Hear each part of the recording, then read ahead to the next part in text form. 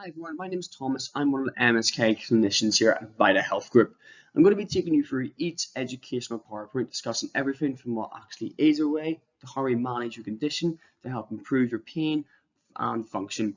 The idea behind these is that by the end of them you should have all the tools and all the knowledge to help you self-manage your OA. So this week we're going to be really trying to understand what is OA, okay, and why it affects our body. On the screen are some facts about OA. OA is the most common form of arthritis affecting around 10 million people within the UK. OA most often develops in people in their late 40s to mid 50s, or it can be sometimes slightly later than that. It can also be earlier if an individual has sustained significant trauma to the joint, such as a fracture, a dislocation, or even something like a reconstruction surgery. About 60% of people living with OA are women. This is because of the changes during the menopause that take place. During menopause, we get a reduction of estrogen. Okay, the estrogen is just a hormone which is produced by the body to help maintain bone and joint health. It can affect joints such as hands, knees, hips, and spine, with the knee being the most affected. OA is a degenerative disease that impacts the structures within the joint. These include cartilage deformation and bone remodeling. Before we kind of move on, I'm just going to take a moment to explain what that actually means for you. So the role of the cartilage is to help absorb force going through the joint, and it also helps with the mobility of the joint. It sits just over the top of the bone, in between the bone and the actual joint structure.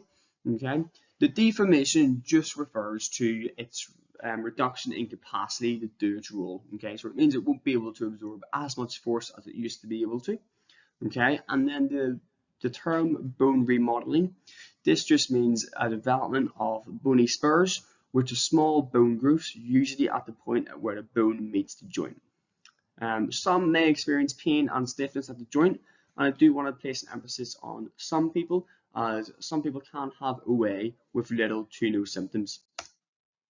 OA often develops slowly and worsens over time. Okay, however, just because OA worsens does not always mean your symptoms can worsen at the same rate. It is important to note that pain is never an accurate way to define how severe your OA actually is, and pain is always an individual experience. Okay, so here across below are some of the common signs that people with OA may experience. So you'll have pain, stiffness, tenderness, a grating sensation, so that kind of grind sensation that you may feel, a loss of mobility, and then the bony spurs, which I just talked about previously, and then of course swelling across the joint as well. There are several factors that increase your risk of OA. Okay, they're listed below. So we've got aging, gender, obesity, injuries, overuse, genetics, bone deformities, and then certain metabolic diseases such as type 2 diabetes. Okay, I do want to note that although all these risk factors play a part in the development of OA, some joints have different levels of risk factors. And what I mean by that is when we look at the knee is the two main risk factors for the knee would be obesity and injuries. Okay, whereas when we look at the hand, the main risk factors for the hand would be previous history of injuries and then maybe some genetics as well. So there's no cure for OA, but this does not mean that your condition gets any worse in terms of symptom wise. Okay, and there are ways to help manage and relieve your symptoms. Okay, so listed below are the lifestyle measures. This basically just means sleep, some diet changes, and of course some exercise. Medication, so things like using topical anti-inflammatory gels like Voltarol can really help with your symptoms as well. Supportive therapies such as making maybe like a talking class. And then of course we have the exercise side of things as well. We're going to spend quite a lot of time discussing exercises. Okay, so we're going to save that for the next few weeks. So we're going to cover all the topics across the next few weeks, and all the educational slides will be uploaded onto our YouTube channel.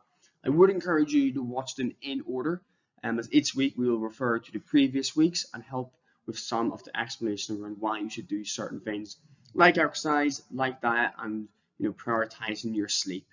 However, you can also just watch the ones that you find helpful as an individual, as this is a very individual process. Okay, so what I mean by that is something that might work for you might not work for another person, and of course you're all experiencing different types of symptoms and pain. Okay, I would encourage you, though, if you do have any questions between now and when I next see you, please write them down, bring them to the next class, and we'll try our best to answer any kind of questions or concerns you may have. But in the meantime, please look after yourself, and thank you very much for listening. Hi everyone, welcome back to the educational content that we're covering as part of the OA class. This is week 2, so if you haven't already, flick back to week 1, and we kind of just discussed what is OA, how and why we experience the symptoms that we experience. This week, we're going to be focusing on the importance of exercise. Okay, it's quite a large topic. We're going to be covering the importance of exercise not just for OA, but also in general and specifically as we age through life as well. So what actually is exercise?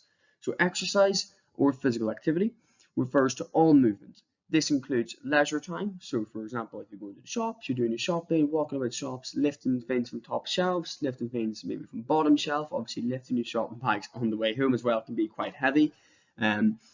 Transport to get to and from places. So maybe if you're walking to a place or standing up on the bus, on the train, anything like that, or as part of your work. So if you work quite an active job, like a teacher or construction worker, okay?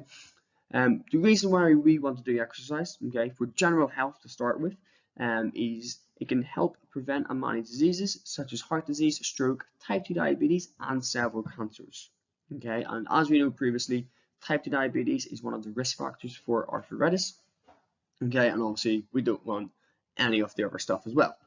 And if that isn't enough motivation to get you to exercise, that last point certainly will be. So people who are inactive have 20 to 30% increased risk of death to those that are sufficiently active. Obviously, that really highlights the importance of exercise and why we should want to do it. Okay. On this slide, we go into some of the more smaller details about the benefits of exercise. We're going to go through some of these together. Of course, this is only some of the benefits, and we wouldn't be able to go through all of them. We'd be here all day. So let's just go through a handful of these ones that we've put up on the screen for you. So if you go to, it helps with weight management. Okay, so obviously exercise burns calories. This can help either maintain your weight or lose weight. Okay. Again, if we lose weight, it's been shown to help reduce OA symptoms in regarding to the inflammation around the joint, and of course the load going through the joint. It can also increase muscle mass, and with that increase in muscle mass can come a decrease of fat surrounding a specific joint. If we have that decrease of fat surrounding the joint due to either losing weight or obviously building the muscle, it can help reduce the inflammation localized to that joint. It encourages you to be social, and with being social and doing exercise at the same time, or one or the other, it releases endorphins. And endorphins, basically, they're thing that makes you happy. Okay, and obviously, if we're in a better mood or happier, we can have a decrease in pain. It helps manage stress. So stress is quite heavily linked with pain. So the more stress you have, the more pain you're going to have. So if we're able to decrease your stress, we're obviously able to decrease your pain. And then of course it improves your memory as well. So we don't just want to focus on keeping our body physically active, we want to focus on our mental health as well. And of course, with an increase of blood flow all around the body, it can help with your memory as you get older. So on this slide, these are kind of the minimum recommendations. Of course, you can do more than this, or if you're not at that level yet, you can slowly build up to these kind of minimum standards. This is obviously for people aged between 18 to 64. If you're a little bit older than that or younger, that is completely fine. You should kind of still be aiming for these numbers, maybe a little bit less if you're a little bit older, but that's always what you're capable of doing. Okay, so let's just go through some of these. So 150 to 300 minutes of moderate intensity aerobic activity. So what does that actually mean? So moderate intensity means an intensity that you're able to maintain for a little bit longer. Okay, so maybe that could be like a long walk, maybe a 20-30 minute walk. Okay, and that's obviously those 150 minutes to 300 minutes are split throughout the week. Okay, so when you're on paper, that might seem like a lot, but when you split it across 7 days, it doesn't seem like that much. If you don't have the time to do 150 to 300 minutes of moderate aerobic activity, if you go to the blue box, it shows 75 to 150 minutes of vigorous activity. And what does that mean? So that means something which is done at a little bit more intensity. So let's say you're working moderately hard on a walk. If you go on a run, you'll be working vigorously. Okay, so again, split that 75 minutes or 150 minutes up in between the week. And then this here, this yellow box, okay, so muscle strengthening activities at a moderate or great intensity 2 or more days a week. Okay, and what's that actually involve? So that's going to be some of the movements that we do in the classes. So things like the lunges, the squats, all them would be considered muscle building activities. So things that are going to move your big muscles and put force through them and trying to rebuild that muscle. With that as well, with exercise, we don't just get a muscle stimulus, we get a bone stimulus as well. Okay, what's that actually mean? So our bones get stronger as we exercise, just like our muscles. And of course, as we age, we get a decrease in bone mineral density. So we want to try and keep our bone mineral density as healthy as possible. Okay. On this next slide, we're going to discuss how you make goals. Okay, and goals are really important to help stay motivated when you're trying to start off exercise again. Okay, so this acronym, I'm sure some of you have probably seen this before, is the SMART acronym, and it basically stands for specific, measurable, achievable, relevant, and time specific. Okay, so starting with the S at the very top, so specific. That refers to an individual goal that you want to achieve. So obviously, make that goal specific to you. Don't worry about anyone else's goals. As I've said previous times before, this is an individual kind of journey for you, and your goal should be specific to what you want to be able to do. Okay. Secondly, how are you going to measure your progress? Okay. So if you want to walk maybe a mile, 2 miles, how are you going to measure that you're able to get there? Okay. You're also going to measure distance, and you might slowly increase the distance over time. Okay. Achievable. Make sure your goal is achievable. Okay. You don't want to set a goal which is, too far ahead of you at this stage, okay, because that will only demotivate you when you're not making enough progress before that. It's really important to make kind of short-term, mid-term, and then long-term goals, okay, and you just focus on each goal step by step as you move forward, okay. Relevant. So trying to think, why is that goal relevant to you? Okay, so for example, you want to make sure it's relevant in terms of managing arthritis, or do you want to make it relevant towards maybe just trying to be a bit more active? Okay, so just thinking about it that way. And then time specific as well. Okay, with that, we don't want to set ourselves too little time so we don't achieve the goal and then get demotivated, but at the same time we don't want to set it too much time, if that makes sense, because that doesn't create accountability. We want a perfect time. You want to read through your goal and think, is it specific? Yes, great. How am I going to measure it? You're going to measure it by counting your steps or counting minutes in terms of walking wise. Is it achievable? You should always say yes to that. Relevant, obviously relevant, and how it's going to benefit you. And then time specific. Don't say you're going to achieve a goal in 2 weeks if you're not going to do that. Okay, try set it and make it realistic so it holds you accountable. Okay, and then moving on to the next slide. So this is really important. Okay, this is something that maybe isn't discussed enough. Exercising safely, okay, and that means you want to slowly build up the frequency and the intensity. Okay, we don't want to start focusing on all these great exercises and then we cause other issues down the line. Okay, we want to slowly increase. Okay, and I always say, your body is really good at knowing when it needs to stop. We're just really bad at listening to it. Okay, so take that time, listen to your body. Okay, if you start to get new symptoms or new pains elsewhere in the body, it's a pretty good sign that you're doing too much. Yes, a bit of pain is acceptable, but we want to differentiate between the muscle pain that we experience when we're exercising, between the kind of bad joint related pain as well. Okay, warming up and cooling down correctly is really important.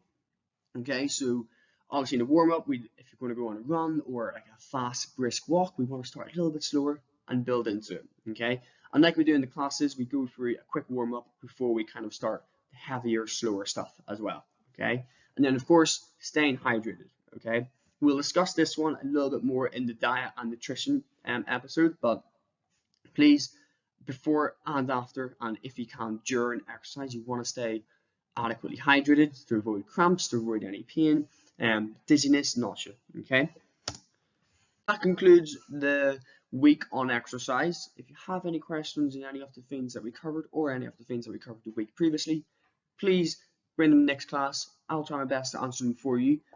In the meantime, obviously look after yourself. Hope you all have a good week, and I will see you soon. Hi everyone, welcome back to the OA educational content videos. This is now week 3, so if you haven't already, go back and watch week 1 and 2. Today we're going to be discussing something that everyone probably needs a bit more of, and that is of course sleep. Okay, so we're going to discuss how to really optimize sleep and factor in sleep hygiene and why that's important for us. Let's just first of all go over a bit more about sleep and why it's important to us. Okay, so sleep is the most important factor when considering recovery. It's one of the 3 pillars of foundational health, with the other 2 being, of course, exercise and nutrition. During the deep sleep stages, the body repairs, regrows tissue, builds bone and muscle, and strengthens the immune system. Okay, on average, adults need around 7 to 9 hours of sleep per night. Some people may need a little bit more. Okay, this will improve our body's ability to recover and manage hormones and process thoughts, as well as reducing our sensitivity to pain and stress. I just want to go in a bit more detail about the hormones that we're going to kind of refer to quite a lot during this PowerPoint. And one of those is called cortisol. Okay, cortisol, as some of you may know, is the stress hormone. So the more cortisol hormone we have, the more stress we have. And of course, if we have more stress, we have more pain, as we've discussed in previous weeks. I'm also going to discuss about another hormone that we've touched on, and that's called estrogen. Estrogen is produced by the body to maintain bone and joint health. Okay, and as I mentioned previously, can be affected, or does get affected, should I say, by the menopause. Sleep can help regulate this hormone, so it helps maintain that joint and bone health.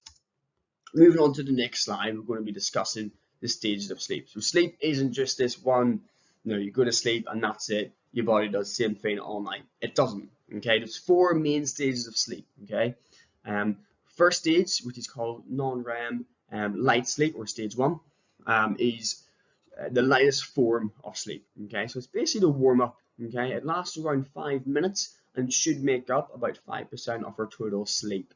Okay, as we kind of go from that stage and then transition into stage 2, this is now a little bit of a deeper sleep. Okay, this can last around 25 minutes and should increase with 1 full cycle is completed. Okay, so this can increase obviously by 25, 30, 35, or can just slowly increase by a minute each time. This stage is important for memory development. Okay, so it really reinforces anything that we've learned, especially from these PowerPoints.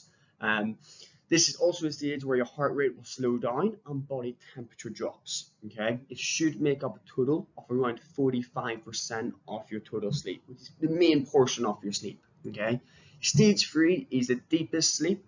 Okay, or deeper sleep, should I say.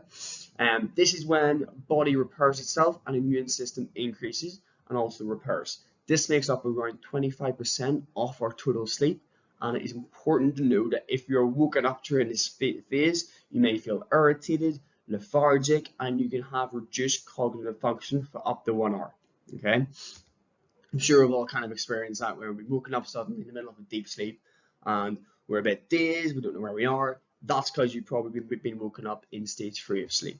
Okay, each sleep stage will have a slight variation in length in each individual. Okay, and our body's amazing at determining what we need to recover from. For example, if you've had a busy day of learning, you may spend a little bit longer in stage 2. Okay, or if you had a hard day of physical activity, you've done the group classes, and you may spend a little bit longer in stage 3. So it's not just a set numbers, it all varies night by night and person by person. Lastly, in the yellow box here, we have our rapid eye movement sleep, or REM sleep. This here is where our brain is actually the most active during sleep. This is where we may dream. Okay, this can last around 10 minutes, and it kind of re-begins the whole cycle again. Okay, so we should go through around 4 to 6 cycles of this per night to get sufficient sleep. Moving on to the next slide. Okay, so I've put this in because it's all well and good talking about sleep and how much sleep you need, okay? But it's not just about the quantity, it's about the quality of sleep, okay? And I've put on some top tips that kind of help improve your quality of sleep, okay? So we'll start with the first one there, which is direct sunlight in the morning. So why do we need that? Okay, so When our body wakes up, it actually releases the hormone cortisol. Okay, so cortisol, the stress hormone, isn't always bad. It does allow us to wake up and feel more alert. Okay, with direct sunlight in the morning, it has been shown to spike serotonin levels, which is just another hormone to help us feel more awake, and cortisol levels. Okay, and if we feel more awake at the start of the day, our energy stays a little bit more balanced throughout. So when it comes to nighttime, we do feel naturally a little bit more sleepier. Okay, I can't help obviously regulate that circadian rhythm. Avoiding caffeine for the first 45 minutes upon awakening and up to 8 hours before bedtime. Okay, that might seem like a lot and doesn't give you much of a window to kind of have coffee or anything else. Okay, but the reason why that's important is caffeine obviously allows us to feel more alert. Okay, which is great. However, it does this by blocking chemicals that make us feel more tired, which means when the caffeine wears off, usually around 6 to 8 hours, we get a sudden crash. Okay, I'm sure some of you may have experienced that in like the mid-afternoon, where we might have had a coffee really early in the morning, and then all of a sudden we just crash. Okay, if we kind of delay our first coffee or whatever caffeine, a tea maybe, because tea has caffeine in it as well, it means that we allow those chemicals to attach to the brain, and then when we do have our coffee, it kind of eases in slowly, and we feel more energized or regulated throughout the day. Okay, so not just having a massive spike, massive drop, massive spike, massive drop. We're a lot more stable throughout the day.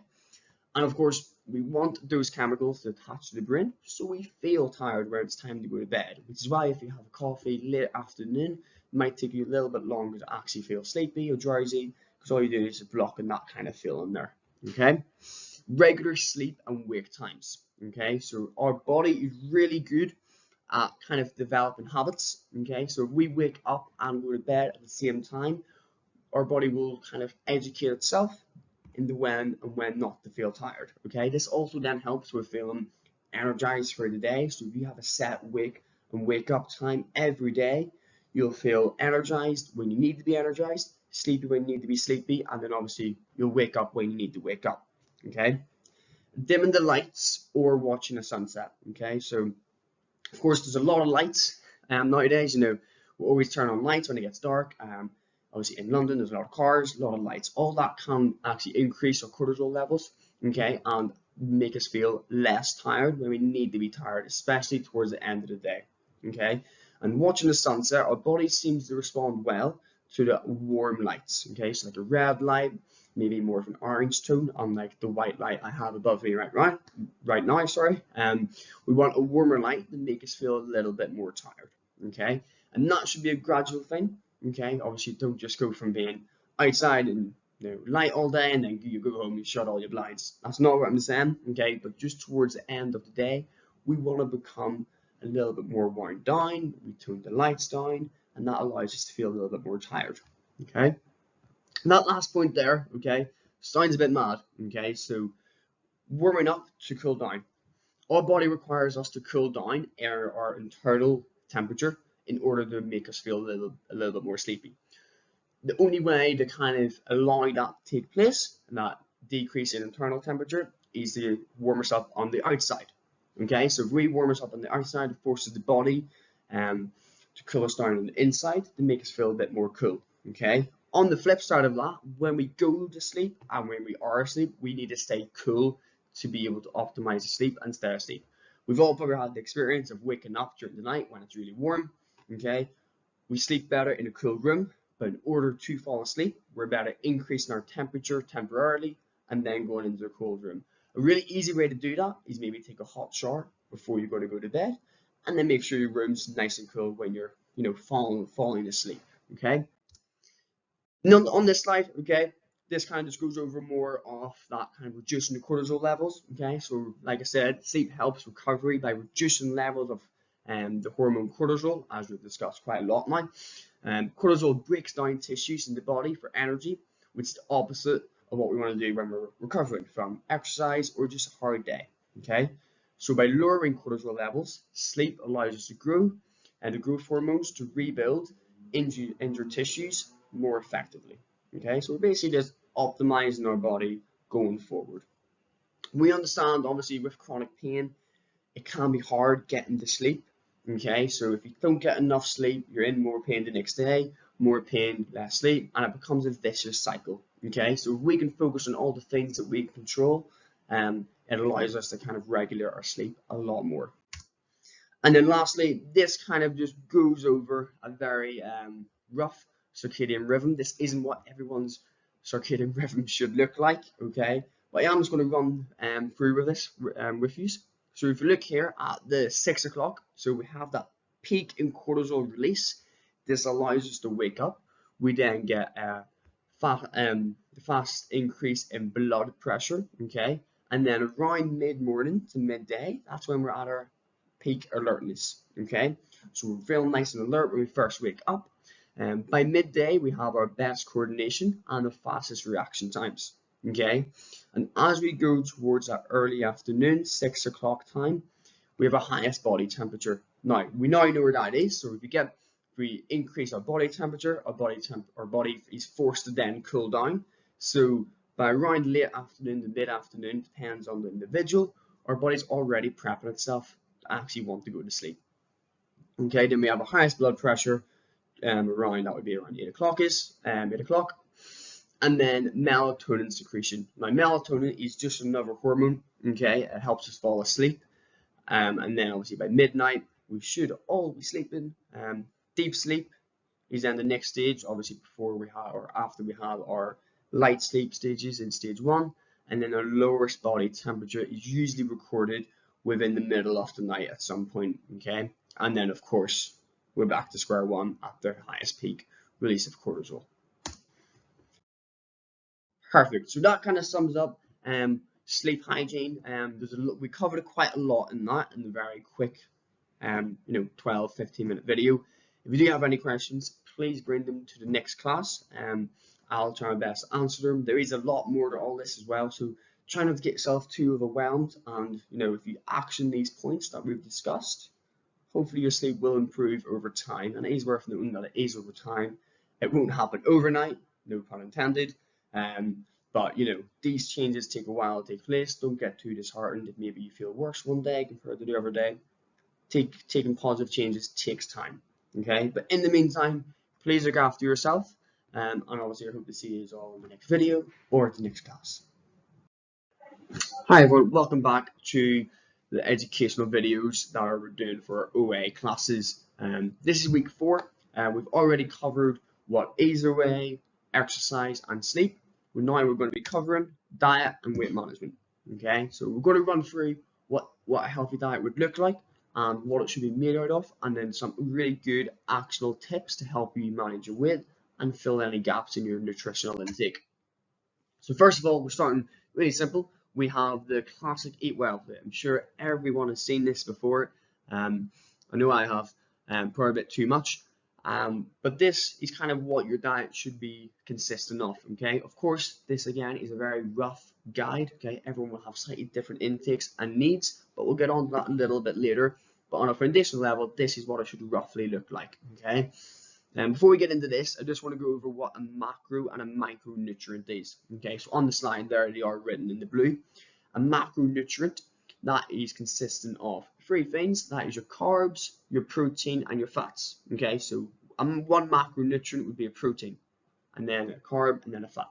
Okay, and then a micronutrient, that refers to your vitamins and your minerals. Okay, so that would maybe be your vitamin C, your vitamin D, magnesium, calcium, potassium. Okay, all those things that we need to basically function. With that, we get the majority of our micronutrients from the green section there, which should be everyone's favorite section on that plate. With this, our standard guideline for this is a minimum of 5 pieces of fruit and veg per day. If you're achieving that, you've got a pretty good chance of hitting all your micronutrients across the day as well. Okay, and obviously that's quite a large section of the plate, which does mean quite a large section of our diet should be made out of fruits and veg. Going on to the next section, we have the carbohydrates. This is another quite a large section, okay? Of course, we should be focusing more on the whole grain carb side of things, so your brown rice, your brown pasta, even your brown bread, okay? The reason being is they seem to be more low complex sugars, so they give us more energy for the day without spiking our blood sugar levels, and then we get that drop straight after, okay? And we then move on to the smallest section here, which is that purple section. So small you can't actually put the food on the actual diagram. This is the oils and the butters, if you will. Okay, so the fats. With this, obviously they have a place when you're cooking, things like that. I'd encourage you to use them sparingly. They're very high in calories. That doesn't mean they're bad for you. Obviously, we need our healthy fats, which is why I'm going to encourage you to use the likes of the olive oil, okay, rather than the sunflower oil and the seed oils as well.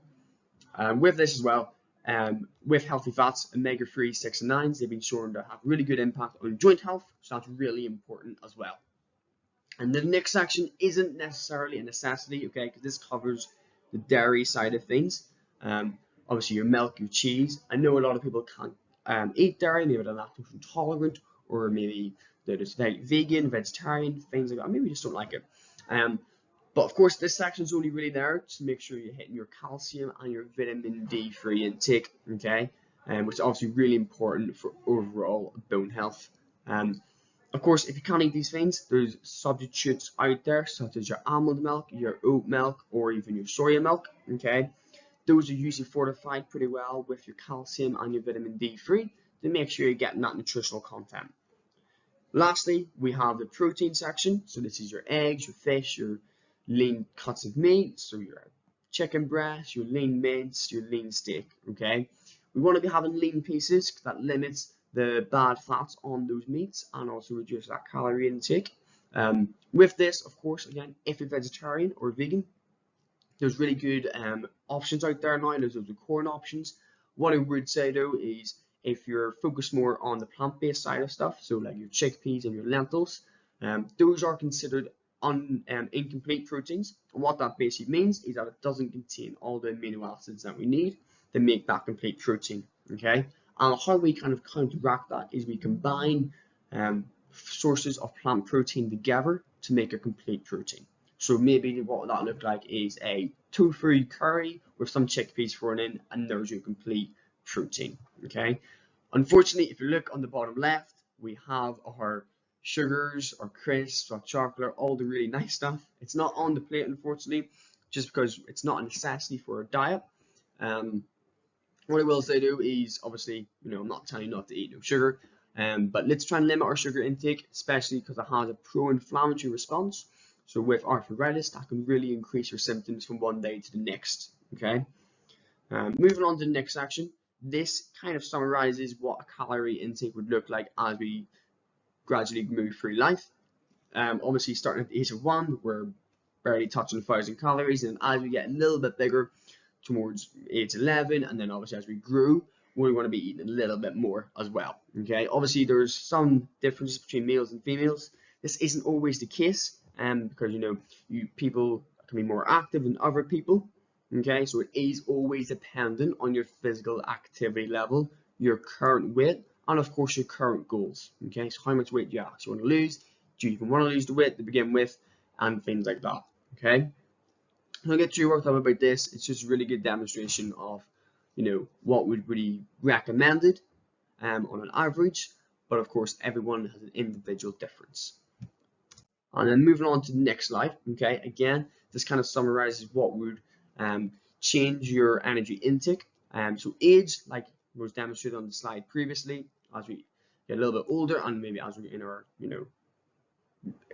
late teens, early 20s, where we're kind of developing, we might need a little bit more calories. But as we get beyond that point, we might need to reduce our calorie intake as well. Okay, lifestyle factors such as being active all the time. If you're going to be active, you will have to increase maybe your protein intake as well as your carbohydrate intake, just to make sure, one, you're fueling enough and you're recovering enough. Okay, that'll also come with an increase in calories.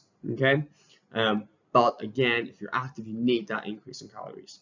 Size, so if you're bigger than another person, you'll need more calories. Okay, long-term health conditions, so obviously stuff like heart health conditions or type 2 diabetes. Usually we need to be really careful of how much calories you're consuming, okay, especially on that sugar and fat side of things as well. Obviously fat more so for the heart health and sugar more so for the diabetes.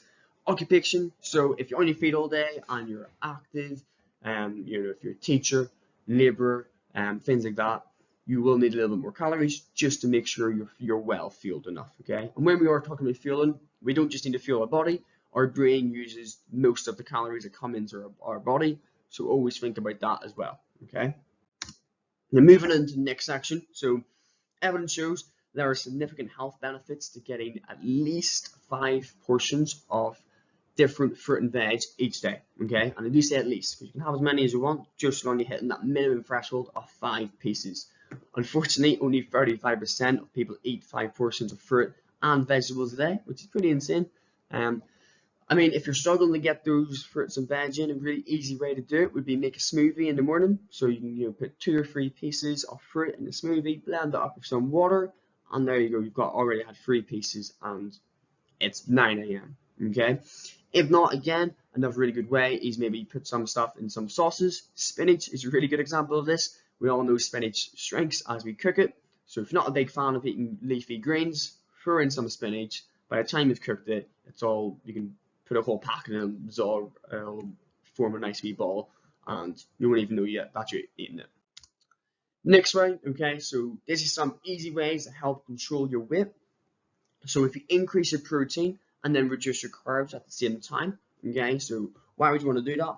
Protein makes us feel a bit more full than any other macronutrient, okay.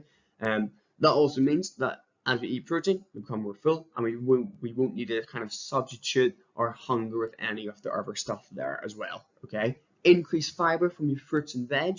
Okay, so of course the likes of your apples, your bananas, your more starchy fruits, or your harder fruits, I like to say, they'll contain quite a lot of fiber, which means you'll feel a little bit more full going through the day.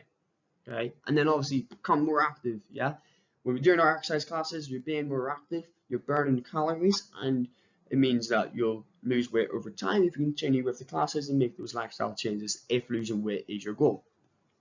And then sleep. So we've talked a lot about sleep and hormone regulation in the last slide. Okay, we discussed the hormone of cortisol, which is a stress hormone, and estrogen for bone and joint health. I'm going to bring in another hormone, and it's called ghrelin. Okay, ghrelin is the hunger hormone. Okay, so if the better sleep we get, the more regulated our ghrelin will be throughout the day, which means the less hunger we'll feel as well. Okay, so this even again highlights how important sleep is in the management of arthritis and obviously just overall health. Okay, so that kind of sums up that PowerPoint for us nicely. If you do have any questions in the next coming weeks, please again bring them back into the class. We can discuss them with you.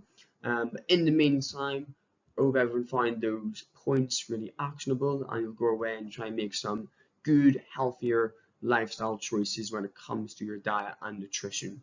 Okay, because you will feel the benefits over time. You definitely will. Okay, but in the meantime, please look after yourself and have a lovely week. Hi everyone, welcome back to the 5th and final week of the educational topics that we're covering as part of our OA classes. If you haven't already, obviously please click back and watch the previous 4 videos. But this week we're going to discuss pain management. Okay, so we've obviously discussed ways to manage your pain and best link them in with some of the other topics such as nutrition, sleep, and exercise.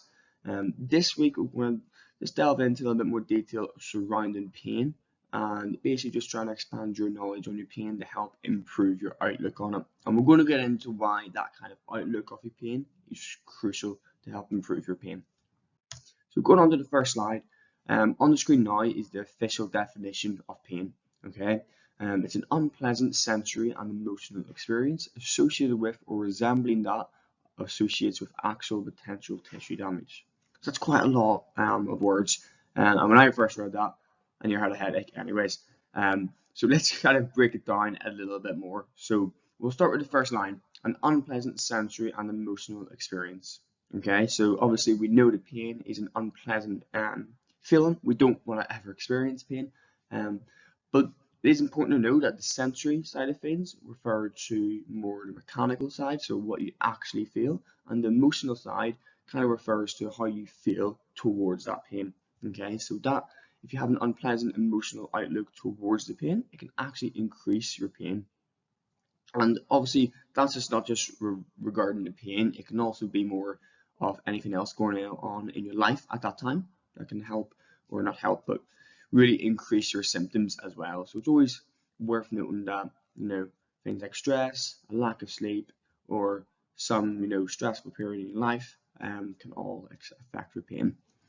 And then the next section is basically going over that pain can be present with or without tissue damage. Okay, so that's just or resembling that associates with actual or potential tissue damage. Okay, um, pain can be present with or without tissue damage, but that doesn't mean your pain isn't actually real. Okay, as linked above to that emotional experience as well. Pain can be completely emotional response and something's going on. And I think that last stat there as well kind of summarizes or helps reassure us a little bit more. Around 1% of all musculoskeletal presentations in primary care will be due to serious pathology. Okay, that's really reassuring, hopefully for you as well, that only 1% of the pain that we see may only actually be a serious pathology. And what pathology basically means is just a fancy word for a condition, so like a torn ligament, a muscle, or a tendon. Okay, and only 1% lead to anything serious, which is really positive. Of course, there are those less serious ones, but we do expect you to recover from those ones. So moving on to the next slide. So here is kind of a cycle that we'd see within clinic with some of our patients. So we look at the top here, okay? I'm sure as I go through this, some of you may actually link yourself to this kind of cycle. So the patient has an illness or an injury causing fear or concern, and then the family offers support.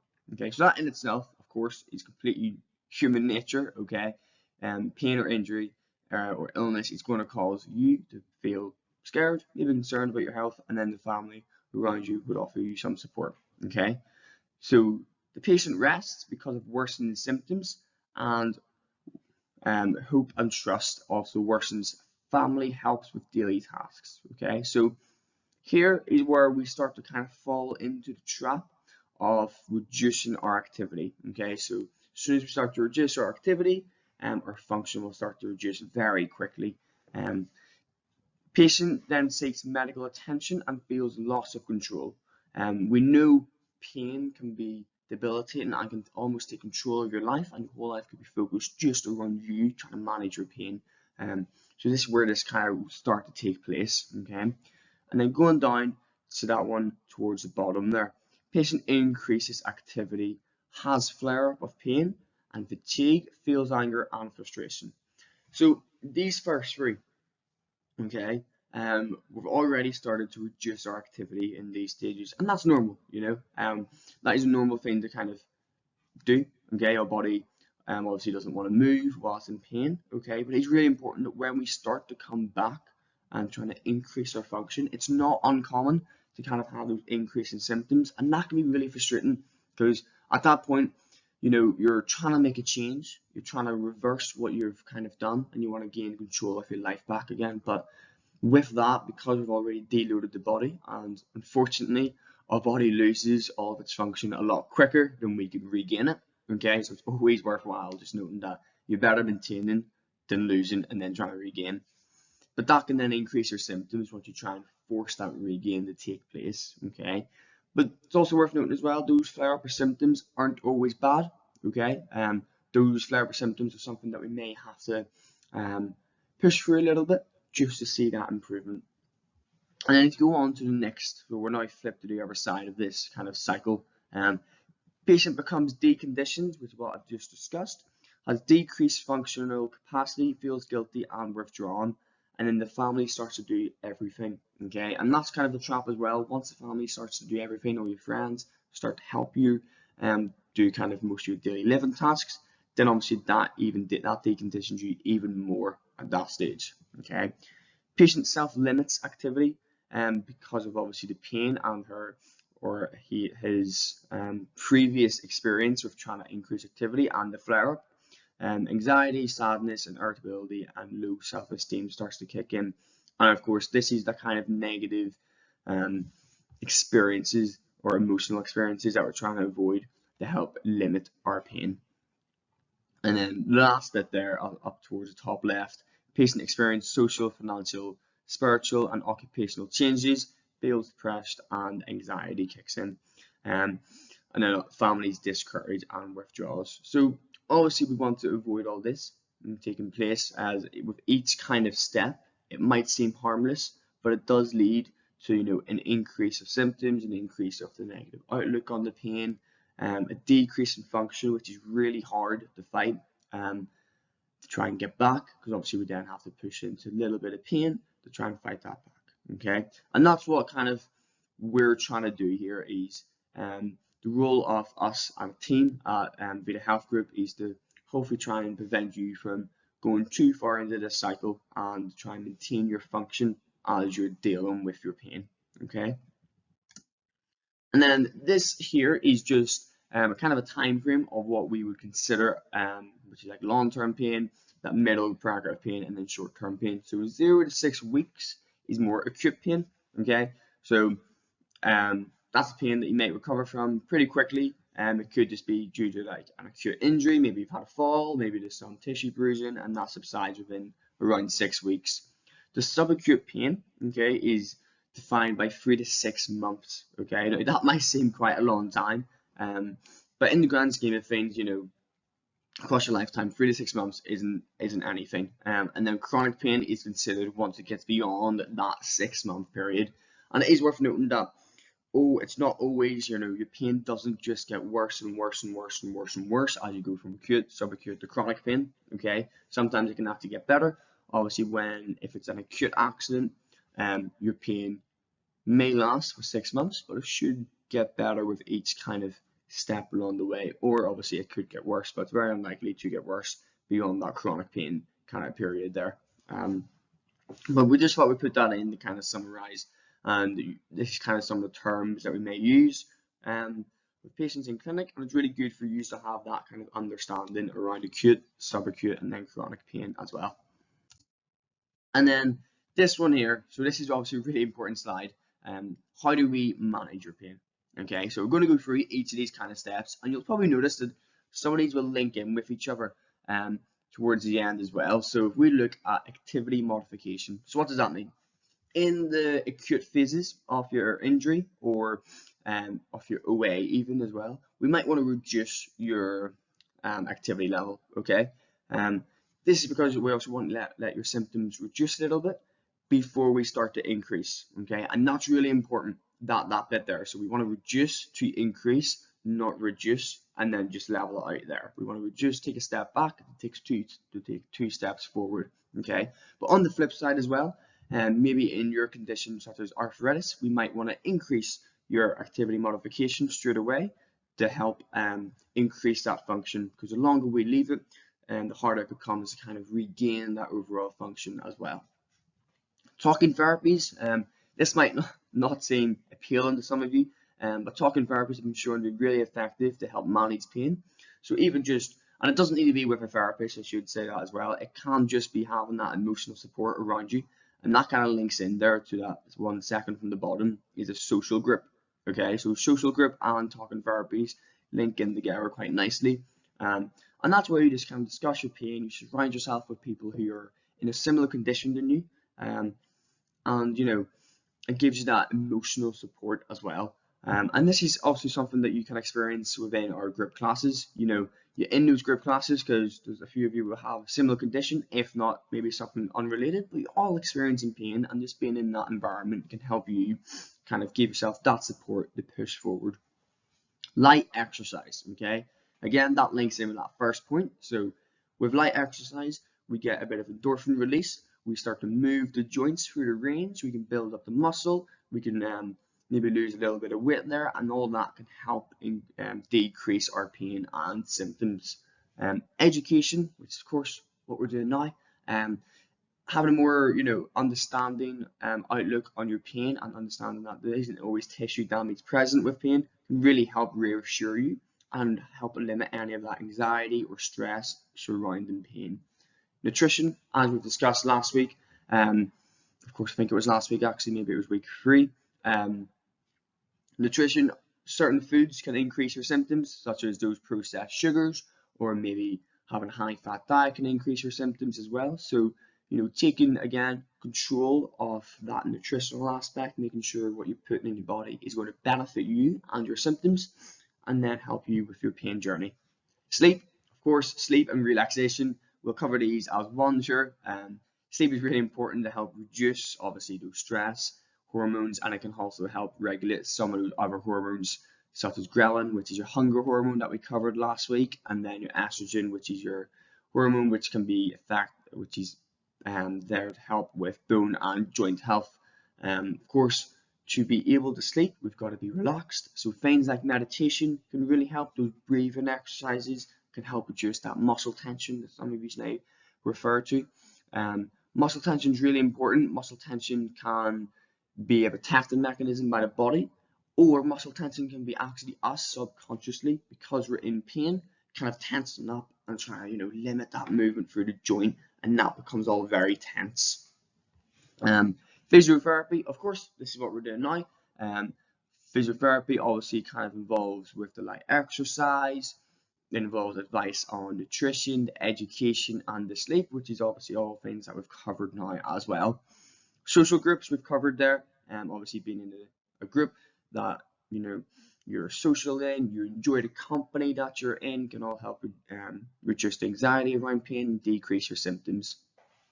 And then pharmacological support. So what we're referring to there is obviously the medication side of things.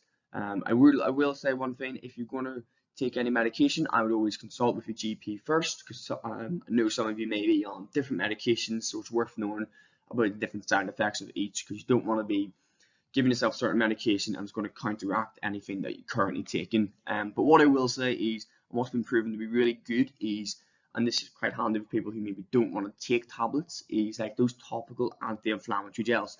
So your Voltarol, your ibuprofen gels that you actually just squirt on your hand and then rub it over the joint, wherever it's your knee, your hip, your ankle, your hands. Those can really help reduce your pain, and that also doesn't mean you get any of those nasty side effects that may come along with taking some of the stronger medication. Of course, if you are going to start taking some of the stronger medication, please consult with your GP first, and just make sure it's not going to counteract with anything that you're also currently taking. Perfect. So that obviously concludes all of our educational content videos. This was quite a big week in terms of the pain management side of things. If you do have any questions, please bring them to the next class, and we'll try to answer them best we can. It is worth noting, pain is a very complicated topic, so there's a lot of different branches and how to manage it, and a lot of stuff that we might not have covered in this video. But try not to get too worked up about it all, and just focus on what you can control going forward, and then just do that. Okay, so in the meantime, please look after yourself, have a lovely week, and I'll see you all soon.